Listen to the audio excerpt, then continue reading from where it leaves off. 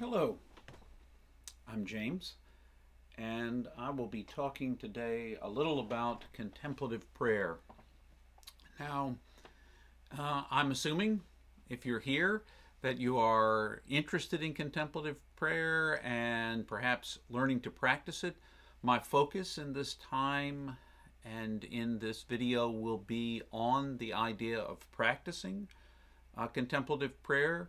I'm going to speak about several different kinds. I will say a bit about the background of each one, and but I will focus mainly on the how-tos of each of these kinds of prayer, with the sense that the practice of the prayer is in itself the way to learn what the prayer is all about. Let me say just a general piece about what I think contemplative prayer is meant to do for each of us. Contemplative prayer is meant to bring us into this moment, the only moment which you and I can encounter the eternal. God may be big enough to be in all times at all places, but we, in our finite being, are only capable of being here and now. Now, in our minds, we can think about the past, but that past is gone. Or we can ponder or plan for the future. But that future is yet to come, and we have no control over the factors that will lead to that future. However, in this moment, the thoughts, the feelings, and other arisings that happen that take us out of the moment, we can practice ways of letting go of that which takes us out of engaging in this moment. Because if we are truly engaged in this moment, we can potentially encounter the eternal, which is with us all the time. Uh, Contemplative prayer is designed around the idea that the impediment to our connection with God is often ourselves and not God. There is never a time that God is in any way absent from us. We experience God's absence, but that absence is often perhaps related to our own inability to be present in this moment and to the presence of God, which is in this moment with us. Now, as a way of approaching contemplative prayer, I'm going to present several different kinds. I'm going to present them in an autobiographical order, just because this is the order in which I was introduced to them. And some of it seemed to be quite by accident, serendipity, if you will, perhaps providence. But in any case, about 35 years ago, in the mid 80s, when I was in my 20s, and my life seemed to be coming unraveled, and I lived by myself.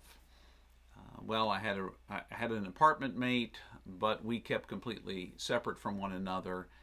Uh, it was in that time that I was seeking for a way of connecting with God. And one day, I happened to be in a used bookstore, and I found this book, Prayer of the Heart, by George Maloney, who is a Jesuit, who was a Jesuit.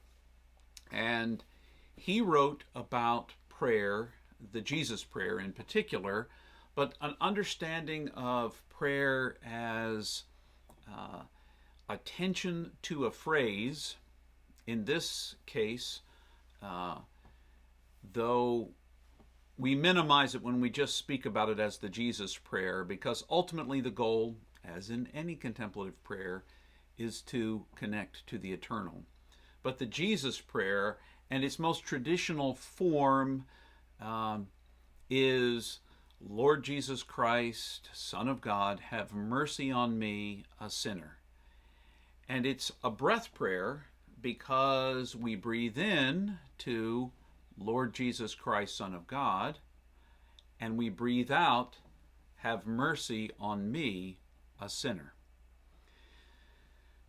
Now, whatever form your phrase might take, if you choose the Jesus prayer or not, this particular form of prayer grew out of the practice of the desert Ammas and Abbas, the desert mothers and fathers, and was carried on in the Eastern Orthodox tradition and saved for us in a number of places,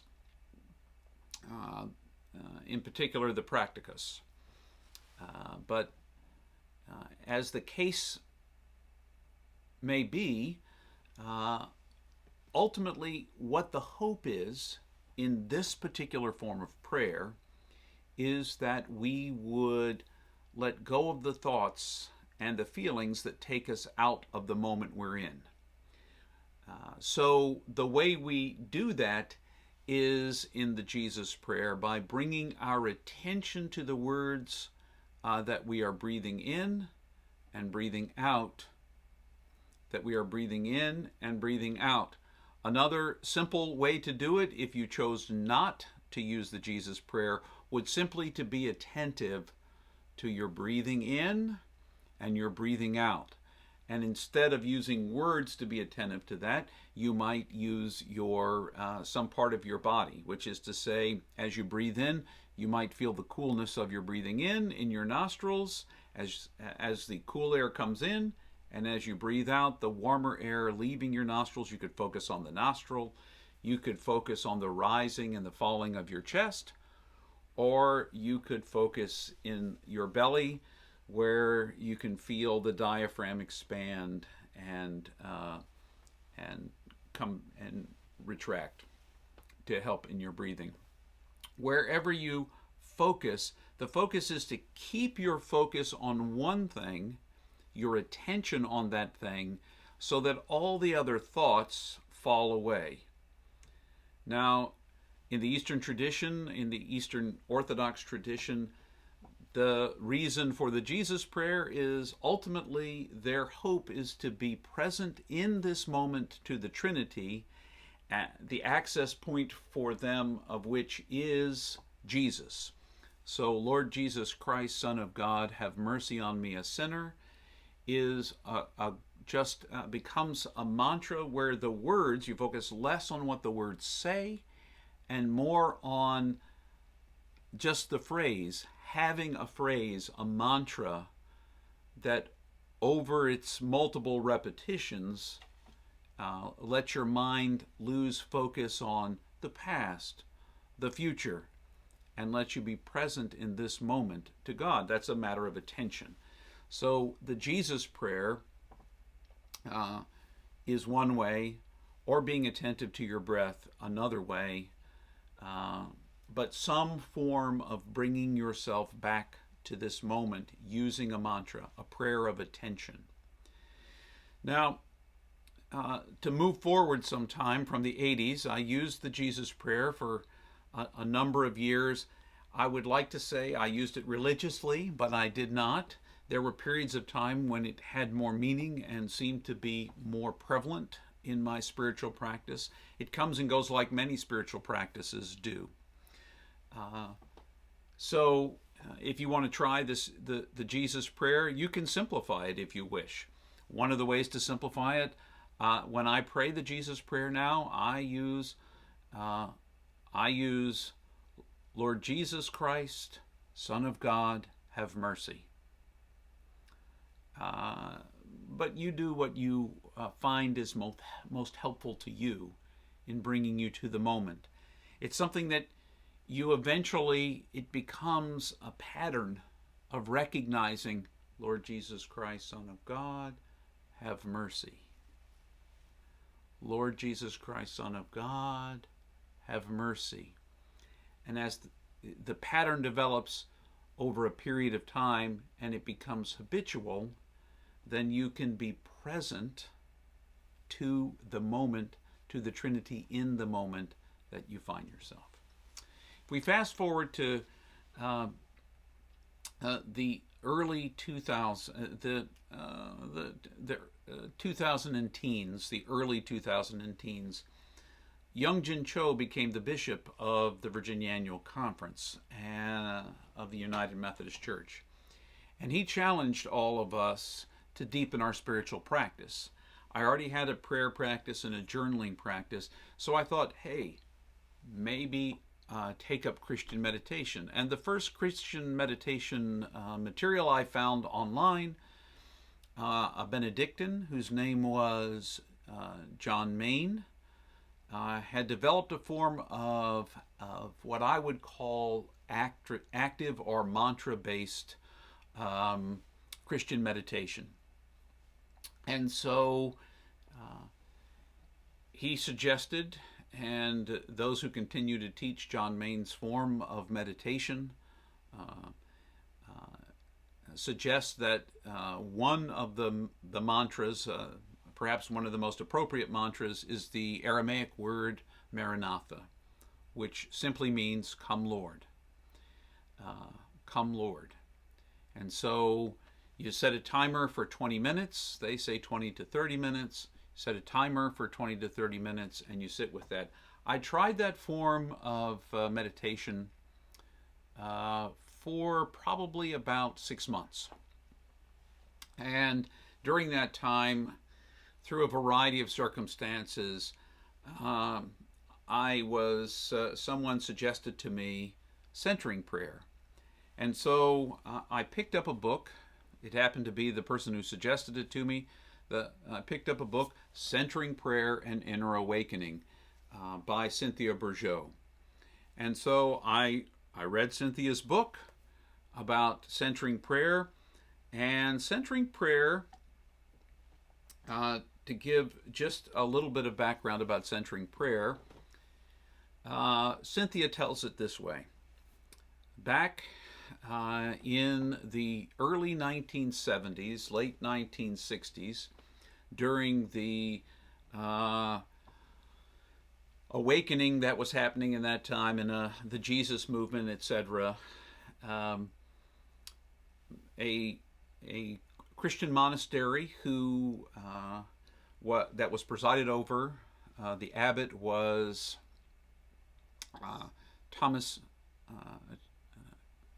Keating.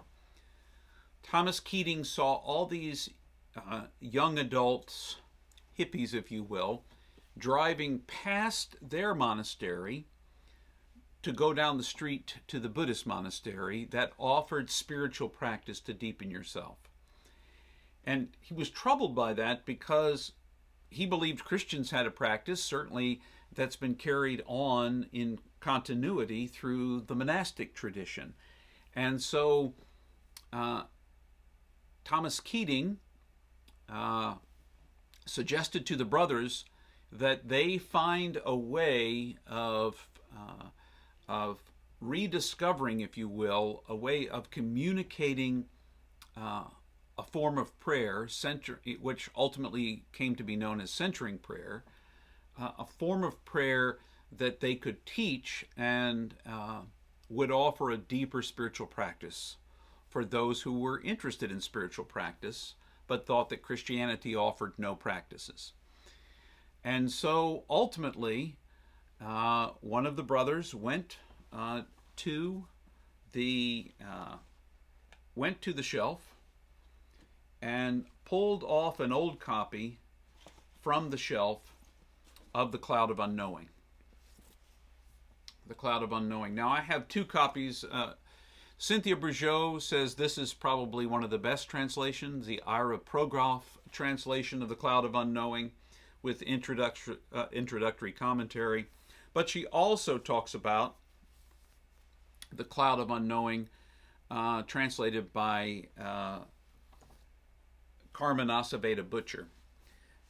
This is a little bit more accessible, though Cynthia questions some of the translations from Middle English and how they're interpreted. But if you're not concerned about the technicality of it, this is a way to go deeper. This is where an anonymous medieval scholar from roughly the same period of time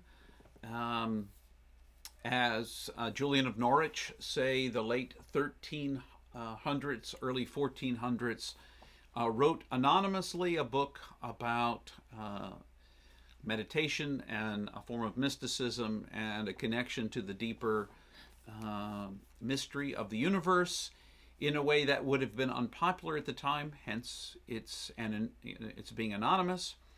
And it was written in Middle English and has come forward to us and been translated into modern English by several different authors. But these are two of them that are in my hand. Centering prayer is not a prayer of attention. Where I've spoken to you about the first two prayers, bringing your attention to a specific word or a mantra or a phrase that allows the constant functioning of our brains to slow down and to stop. Centering prayer is a prayer of intention. Now, there's a subtlety to what that difference is. With centering prayer, you do choose a sacred word. You do sit in silence for no less than 20 minutes, if you follow Thomas Keating's and Cynthia Bourgeault's teaching. No less than 20 minutes, and you do it twice a day. When I first began, I did it once a day. You choose a sacred word. If you follow the teaching or encouragement of the Cloud of Unknowing, the author suggests it should be no more than one syllable. Cynthia and Thomas Keating both suggest that it can be a phrase or more than one syllable. For instance, my sacred word that I use is mercy, which is a two-syllable word. Long before I read The Cloud of Unknowing, I didn't realize that The Cloud of Unknowing suggested that, and mercy has been my sacred word for about 8 years now. So I continue to use it and as my sacred word. You choose a sacred word. You declare an intention. It might be a simple intention to lift your heart up to God. You might also declare an intention. If the simplest of intention is what centering prayer is, if I have a thought, I'll let it go. If I have a thought, I'll let it go. And the word, the sacred word, in this case mercy, becomes a reminder of your intention. It's not a mantra. You don't say it continuously for the entire 20 minutes in the way that you would have with John Main's prayer. It's not your intent to say it over and over and over again. You do begin with that word, and you use the sacred word for, say, until it drops out naturally, but usually that's about 30 to 45 seconds, I find, more or less. When I first sit and declare my intention, set a timer, and sit, that first bell goes off and I find myself repeating mercy, mercy, mercy for a period of time. I've never kept my eyes open to time it, but I'm assuming somewhere in there. And each time I find myself thinking or feeling or being distracted, when my attention is drawn to something else, the sacred word is an invitation to remember my intention. My intention was to have a thought and let it go. Anything that draws your attention, you let it go. And that becomes your practice for 20 minutes. But it means that once that initial 30 to 45 seconds of the sacred word drops away, then you only periodically need to use the sacred word. Now, I'll be quite frank with you. I've been practicing for 8 years, and I find I use my sacred word a lot. And I used to use that as a way of judging myself. Oh my gosh, I had a terrible sit today. I had a terrible centering prayer. Why? Because I had to keep letting go and letting go and letting go. And then I came across the teaching when I took training to facilitate centering prayer. One of the very first things Thomas Keating said when he began teaching this process of prayer, there was a nun who was there, and at the end of the 20 minutes, she said to Thomas Keating, Father Thomas Keating, you know, Father, I had 10,000 thoughts during those 20 minutes. And without missing a beat, so the story goes, Thomas Keating said to her, well, that was 10,000 opportunities for you to come back to God. 10,000 opportunities to use your sacred word to come back. The sacred word simply releases your thought by reminding you of your intention to be fully open and available to God. Not to your thoughts, not to your feelings, not to those other bits, but purely available to God. All contemplative prayer, any one of these three, believes that each of us has access to God. We have access to God through the tools God gave us. And one of those tools is ourselves, is our very heart, the prayer of the heart. It is our way of connecting directly and immediately with this eternal mystery. And we have to get out of our own way in order to do so. So whether it's by the Jesus prayer or a mantra-based Christian meditation like John Main's that involves Maranatha or another word, or whether it's centering prayer, each of them in their own fashion seeks to offer you and me an opportunity to be open to receiving and connecting in this moment with God. But I have to first be in this moment. So each of the practices is an invitation to come back to the moment. Now, having admitted my own failures, I think it's important for me to say that if you've lasted this long into the video training, that you need to recognize a couple of things. This is not another thing for you to try in your spiritual life that's going to make you feel bad. Oh my gosh, I had 10,000 thoughts. That makes me so bad. Or, oh my goodness, I can't seem to even recognize when a thought begins because I've been on a thought train for 5 minutes or a long period of time before I even recognize I'm on it and then release it. This is not another opportunity to beat yourself up, to feel guilty, and it's not shame-based. It's a practice.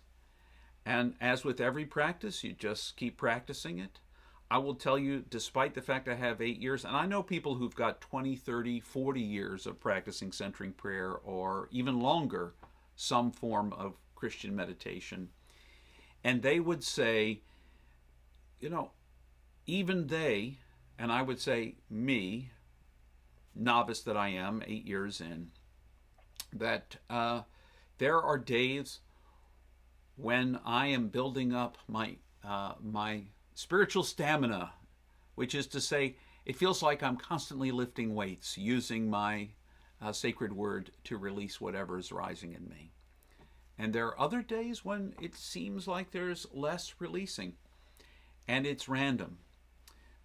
In some ways, failure to be able to be thought, without thought, is simply a reminder to you that God's love for you is infinite, and that it can't be broken by whether you succeed at centering prayer or the Jesus prayer or Christian meditation or anything else. God's love can't be broken by whether you practice them perfectly or not. In fact, there's no such thing as the perfect practice. They're good practices. So I encourage you to try any or all of them. I encourage you to try them for longer than just a day.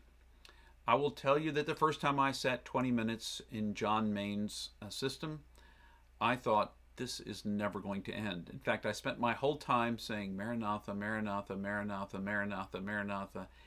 And to me, right underneath the play of Maranatha was all these other thoughts, pools that never went away. It's like that. It's like that with practice. It's going to be challenging, but it's worth trying for a while. you may begin to notice changes in yourself over a long period of time. Some of the things, particularly, I've found with centering prayer, though this is a side effect, we don't do this. We do this with an intention, which is to open ourselves to God or to let go of the thoughts that arise within us whenever they do. There's so much in our world is outcome based. These are not outcome based. These are opportunities to practice the presence of God, and you get to keep practicing. However, I will say that after practicing for a period of time, I do find I'm more aware, even in my everyday moments, when something is rising up in me. And when there's a thought, that before it becomes a word or something I say something that's inappropriate or that might hurt someone's feelings, as I feel it rise, I find I have maybe a split second longer to ponder whether I really want to let that out of my mouth or not. That as a side effect of practicing centering prayer, that has become true. It may not become true for you. I don't know.